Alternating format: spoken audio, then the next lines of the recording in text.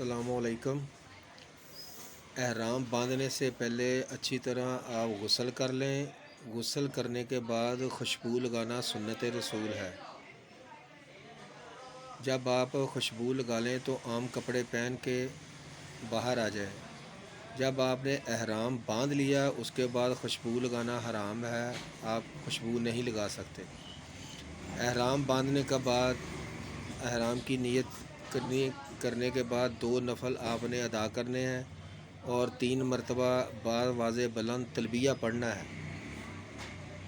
اس کے بعد آپ نے نیت کر لینی ہے۔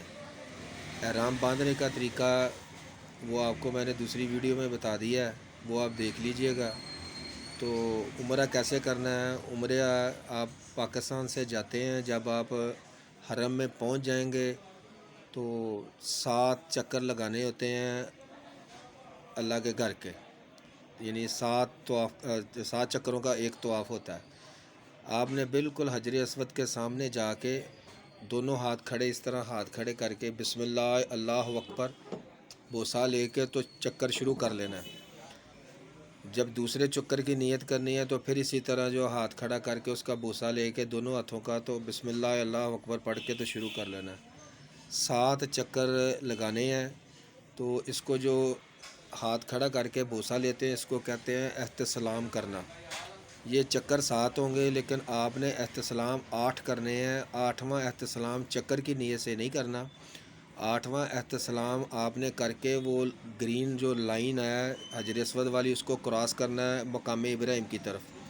چند قدم جائیں، وہاں سے پھر واپس بیک سائڈ پہ مقام ابراہیم کی بیک پہ آپ کسی بھی جگہ 2 نفل جو ہے نا وہ ادا کریں گے۔ یہ تو ہو گیا آپ کا طواف۔ طواف کے بعد اگر آپ عمرہ کر رہے ہیں تو عمرے کے لیے یہ ہے کہ ظاہر حالت احرام میں ہوں گے۔ عمرے کے لیے تو آپ نے جانا صفا مروہ۔ صفا کے اوپر جب جائیں گے تو وہاں پہ تھوڑی سی سائڈ پہ جو ہے نا وہ خانہ کعبہ کی طرف آپ کو نظر اٹھا کے دیکھنا ہوگا، وہاں پہ آپ کو حجر اسود جو ہے نا وہ نظر آنا چاہیے۔ تو وہ اس کی طرف دیکھ کے پھر 9واں استسلام جو ہے نا وہاں سے آپ نے وہ کرنا ہے، صرف 1 مرتبہ صفا مروہ کرتے ہوئے دعائیں مانگیں، جو بھی آپ مانگنا چاہتے ہیں وہ دعائیں مانگیں۔ اس کے بعد آپ صفا مروہ شروع کر دیں۔ صفا سے مروہ تک 1 چکر ہوگا اور مروہ سے صفا تک دوبارہ جو ہے واپس آئیں گے دوسرا چکر ہوگا، یعنی آپ کے 7 چکر ہیں وہ صفا سے شروع ہوں گے اور مروہ پہ ختم ہوں گے۔ اس دوران میں اگر آپ کو نماز کا ٹائم ہو گیا ہے تو آپ نماز ادا کریں گے، جہاں سے آپ کا وہ چکر نماز آپ نے پڑھنے کے لیے چکر چھوڑا تھا وہیں سے آپ دوسرا شروع کریں گے، چاہے وہ صفا مروہ ہو چاہے وہ طواف کے چکر ہوں۔ اگر دوران طواف کردے ہوں اگر آپ کا وضو ٹوٹ جائے 4 چکروں سے پہلے تو پھر آپ کو دوبارہ سے جو ہے نا وضو بنا کے تو شروع سے چکر سارے آپ کو 7 لگانے پڑیں گے۔ اگر 4 چکروں کے بعد آپ کا وضو ٹوٹتا ہے تو پھر آپ وضو بنا کے تو 4 چکر آپ کے قائم رہیں گے، جہاں سے وضو ٹوٹا تھا آپ سے بقایا وہاں سے آپ مکمل کریں گے۔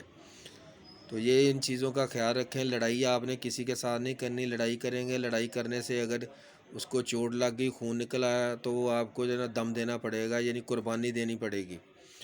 تو یا کوئی پرندہ یا کوئی جانور کسی کو آپ مار دیتے ہیں، حتیٰ کہ شوق ہوتا ہے کئیوں کو بال کھینچنے کا، بال کھینچ کے توڑے اپنے بال توڑے تو تب بھی آپ کو دم دینا پڑ جائے گا۔ حالت حرام کی جو پابندیاں ان کا خاص خیال رکھیں، یہ بہت ضروری ہے۔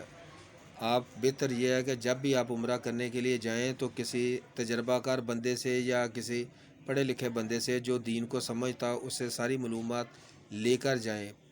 آپ کا پیسہ اور وقت دونوں جو ہیں وہ قیمتی بن جائیں گے اگر آپ سیکھ کر جائیں گے۔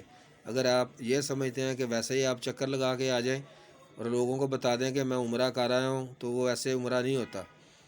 نیت تو ٹھیک ہے، نیت کا ہر عمل کا دارومدار نیت پہ ہے، لیکن نیت کے ساتھ ساتھ طریقہ بھی ہمارے نبی پاک صلی اللہ علیہ وسلم نے بتایا، ان طریقے پہ عمل کرنے کی کوشش کریں۔ اللہ تعالیٰ مجھے اور آپ کو ہدایت دے دین کے مطابق چلنے کے لیے۔ بہت شکریہ جی، السلام علیکم۔